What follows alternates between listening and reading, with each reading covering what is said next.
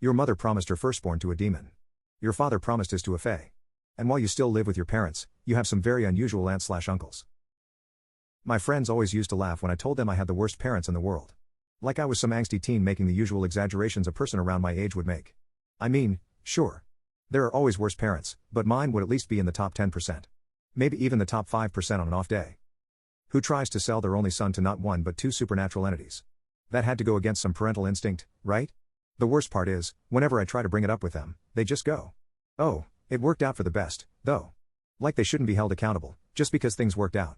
Sure, we were incredibly wealthy now, but that wealth should be mine, not theirs.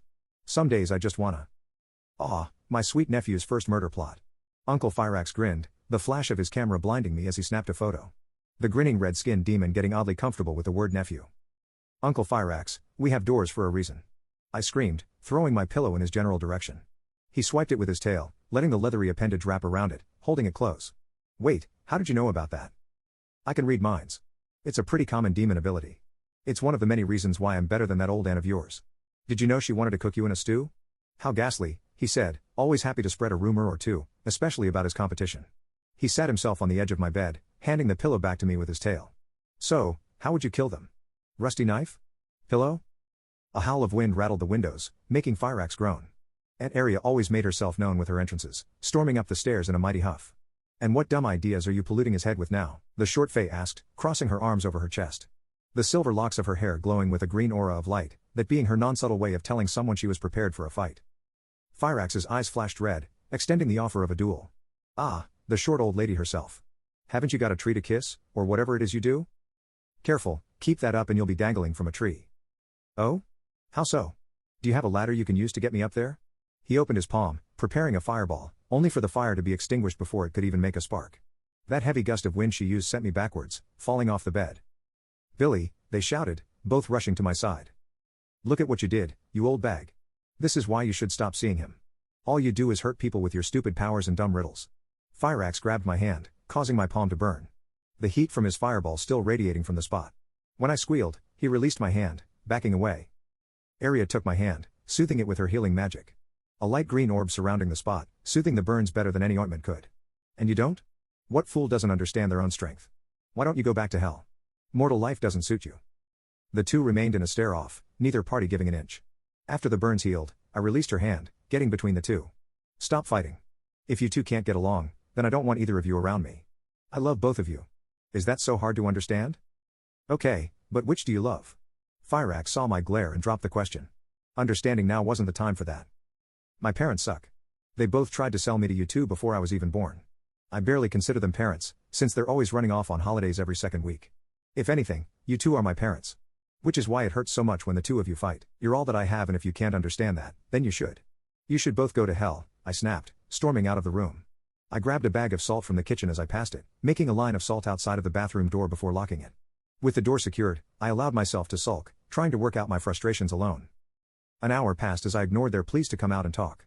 I had forgiven them about 30 minutes ago, and was now sitting with my knees tucked to my chest, more out of embarrassment than anything. I couldn't believe I had behaved like some Disney Channel brat. Throwing the type of tantrum that was often reserved for cheap family dramas or comedies. The salt was cruel, too, knowing that neither could pass a salted barrier. Sure, they still had the bathroom window, but I think they got the message that I wanted to be alone when I salted the door. I'm an asshole, I mumbled, resting my head against the cool wall. Just like my parents. It was a bitter pill to swallow, knowing that I had to grow up with their DNA. It was like being shot in the leg by the starting gun of life. While others got to start their life with a sprint, I had to limp. Then, a smell hit my nose. Burning? I feared the worst. They must have started fighting because of what had happened. Rushing out the door, I poked my head around the corner, watching the two flour-coated entities poke at the oven door, unsure how to deal with the smoke coming out of it. How hot did you set it? Aria asked. Max. Max? Yeah, like as high as it could go. Thought it would make it cook faster. Aria balled her hands into fists, doing everything within her power to keep herself from shoving the demon's head into the oven. I see. I will overlook that, for Billy's sake, she said, releasing a long breath that sent a chill through the room. Speaking of overlooking things. How many eggs did you put in? 8, I thought he might need the extra protein. Protein helps humans get strong, doesn't it? Flames came out of the demon's nostrils as he shook his head. Okay, I will overlook that because I didn't read the instructions either, he said, doing his best not to start an argument. We messed this up, didn't we? Aria sighed. Yeah. It was foolish to think cookies would fix the problem. It's strange. My kind aren't known for being very affectionate, yet when he said he loved me, I couldn't help but feel touched. The demon nodded, letting his fingers slide into his pockets. I get that. Like suddenly you actually matter. You're not just some creature anymore. You're a person. Sounds dumb, doesn't it? It does. I understand that feeling, though. I guess we should make another batch. I guess so. You're not too bad as far as Fae go, Fyrax reluctantly said. And you're not the worst demon I've met. I wish you would stop telling Billy I plan to turn him into a stew, though. I plan to use him for ingredients, it's different. I'll stop saying that when you stopped telling him I wanted to eat his soul. Didn't you? I did, but I wish you would stop telling him that. As the two went to open the fridge, I rushed out, grabbing them both, pulling them together in a hug. I'm so sorry, you were trying so hard and I was being mean and I gasped, struggling to breathe as I rushed out the words.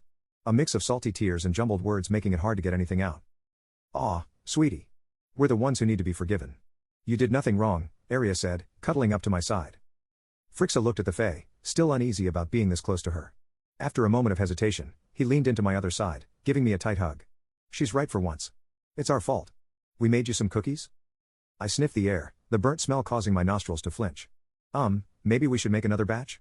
I'll help this time. I wiped my eyes before going to the fridge, working with them to create another batch. Happy to finally be able to spend some time with the two most important people in my life.